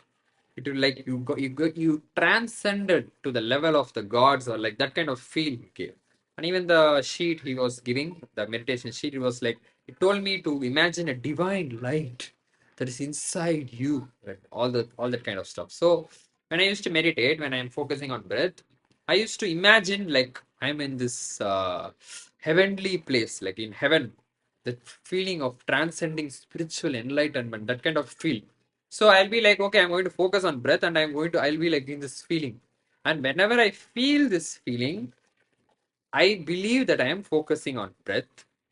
But actually, if I focus on breath, it is just, I don't know if you're able to hear because there is noise cancellation on this laptop. So it just removes my breathing sound. So you know the breathing sounds, right? So it is just that it is nothingness. So, but we believe that meditating means like getting spiritually enlightened. We believe that we will have an out of body experience. We imagine some stuff in our mind. And when we are imagining such stuff, and when we are feeling such spiritual stuff, we feel like we are focusing on breath, but that is total BS. Bullshit. Actual meditation, actual focus on breath is just inhale, exhale. There is nothing there. There is nothing to be gained, but there's so much to be lost. So in transcendental experiences, you are looking to gain something, like gain spiritual awakening or something. But here in actual, when actually you're focusing on breath, you're losing everything. You're losing all thoughts, emotions, and feelings. So you're going into nothingness and you're going into emptiness. And it is painful to do so. So you that is the first way in which the mind fools itself. It is like transcending experience. That's the first kind of method in which it fools. And then the second method is repeating. So I'll be like, okay, I'm going to focus on breath. I'm going to focus on breath. I'm going to focus on breath. I'm focus on breath. Focus on. I'll be repeating this stuff so much, like thousands of times, and I will believe that I'm focusing on breath because just because I'm repeating this slogan, I'm focusing on breath, focusing on breath. But basically, by repeating this so many times, I'm forcing all other thoughts out. And because no other thought is there, I'm feeling like I'm focusing on breath. But actually, am I focusing on breath? Of course not. It is total BS. So I was slowly figuring out and understanding that there are so many ways in which my mind bullshits myself, my own mind.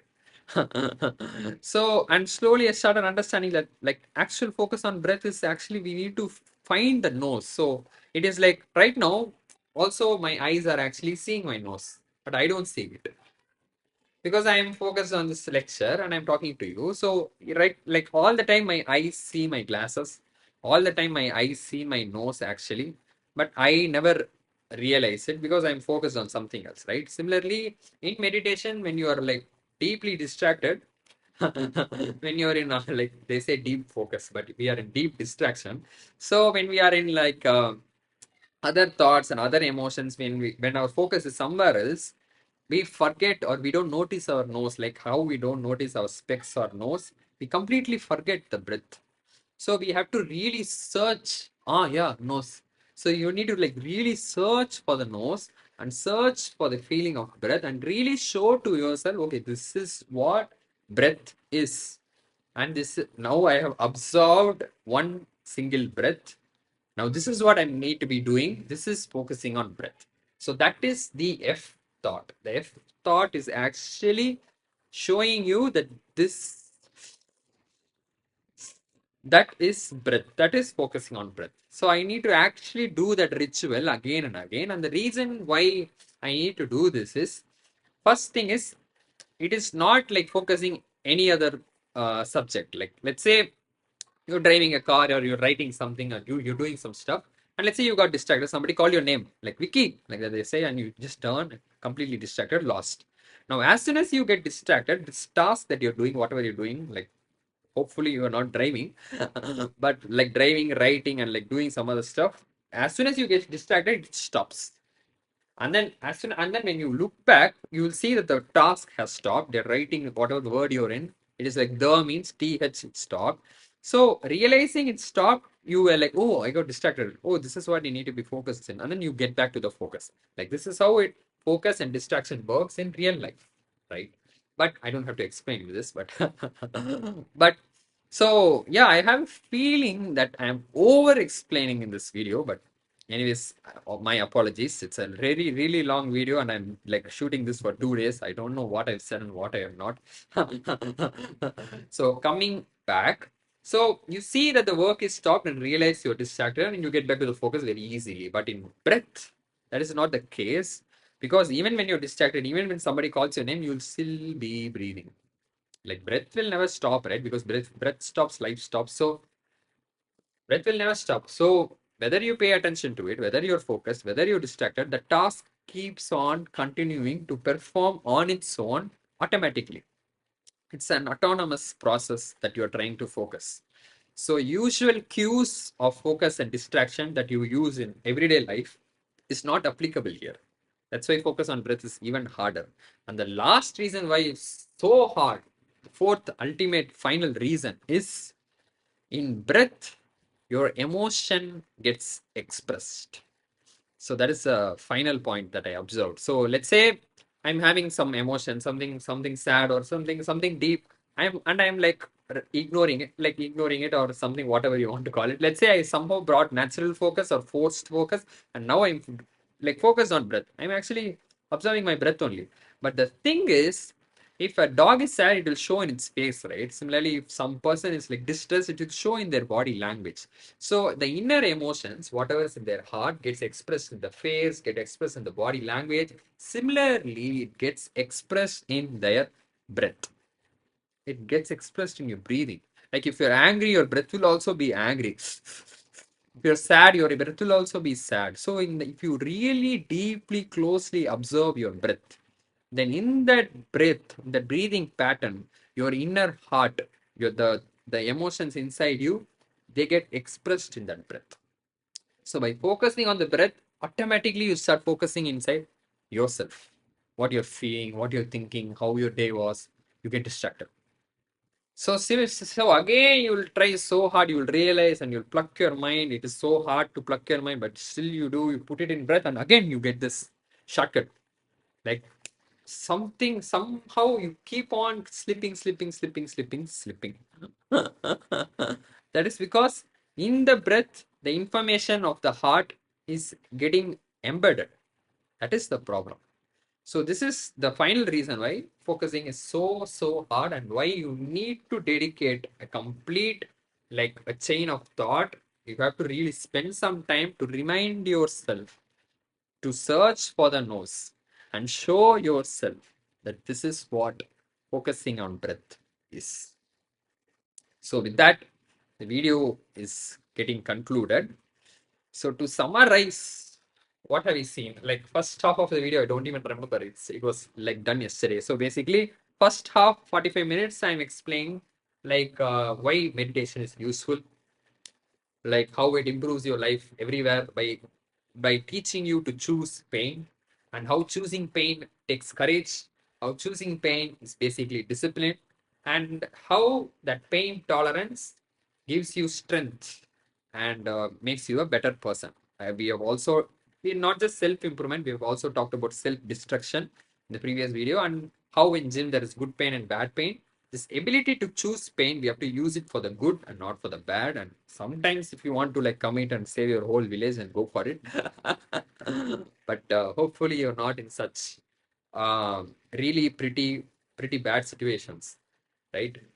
So that is the first half, and the second half is about YFMC.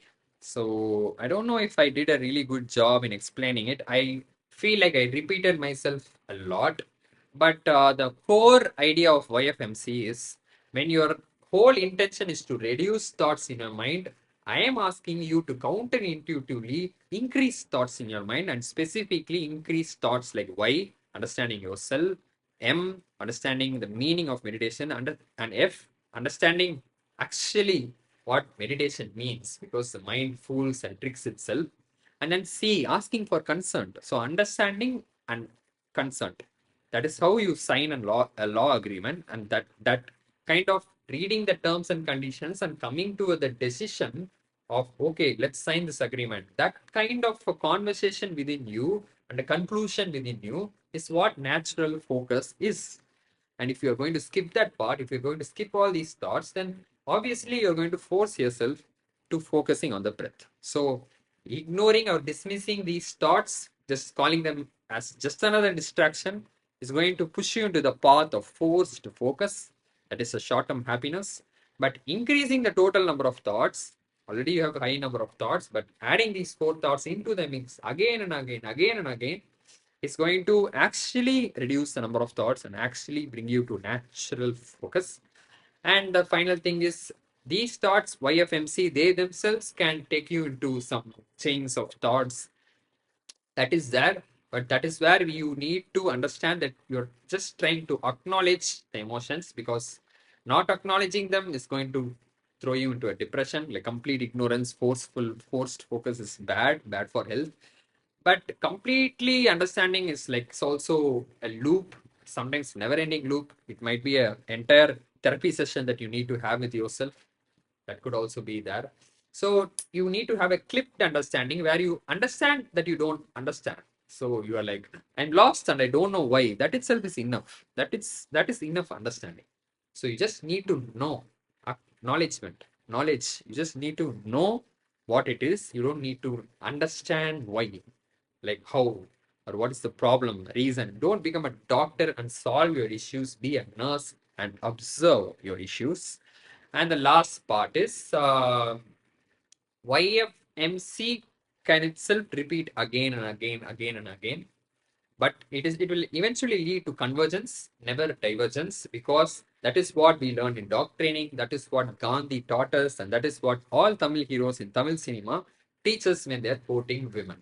So the persistence, the patient persistence, because in YFMC, there are thoughts of F, there are thoughts of C. So it is like saying, this is what I want to do, F, focus on the breath, and do you want to do it?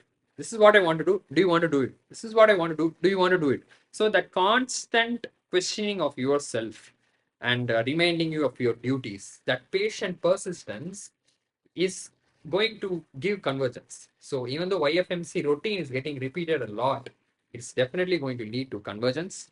And Y and M is also very important. Just you need to acknowledge and understand. You need to be a listening nurse who does nothing. You can't be a nurse who puts up like headphones and like completely go bonkers, like don't care about the patient. So here the patient is yourself. Completely ignoring you is very bad for your health. So you need self-love, you need self-talk. So YFMC, Y and M are like self-love, and F and C are like self-talk. So with self-love and self-talk, you can achieve natural focus. So that is the video on meditation. I think I've like taken 2 hours. I'm sure this video is going to come 2 hours. This is my first 2-hour video, and I don't know if anyone would come till this far. So I'm going to give a secret code word so that if anybody tells me this code word, I would know that their mothers are all. Tamil, there is a dialogue like அவன் தாய் பத்தினிடா அப்படி சொல்லி. That will be a dialogue meaning like his mom is a real woman, like that they will say. Anybody who knows this code word, their moms are like real women. So let's see if yours is one. Just telling me this story is enough. This story is the code word. I don't have to create a code word. So yeah, if you have come till this far, I hope I have added some value, but at least I have encouraged self-talk within yourself. So your self-talk could be of like could be different, could be like not YFMC, but at the end of it, it should be C, but the YFM parts could be different. It's your own, but encourage self-talk within yourself, encourage thoughts. So don't just keep on like silencing thoughts blindly. So don't just mug up an answer in the exam. Understand and answer, right? So similarly, the Y and M is like understanding, and then you're giving like consent for the meditation. So this is how you bring natural focus. If you talk yourself into it, then you're not forcing. But if you don't, you are. So let's see in the next one.